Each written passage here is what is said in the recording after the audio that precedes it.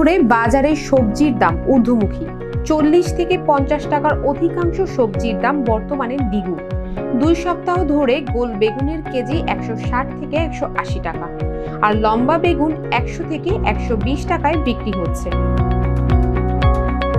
অন্যদিকে দেখা যাচ্ছে 50 থেকে 60 টাকার ঝিঙা, ধুন্দুল, চিচিঙ্গা, পটল, কচুরমুখী, ঢেঁড়স এখন 80 থেকে 100 টাকা কেজি। গত সপ্তাহের চেয়ে বাড়তি দামে বিক্রি হচ্ছে বরবটি, কচুরলতি। পণ্য দুটির দাম 80 টাকা। এছাড়া টমেটো 160, গাজর 120, পেঁপে 30, আলু 25 টাকা কেজিতে বিক্রি হচ্ছে। এদিকে মাছ মাংসের দাম নাগালের বাইরেই বলা চলে। এ কারণে সাধারণ মানুষের ভরসার জায়গা ছিল সবজি।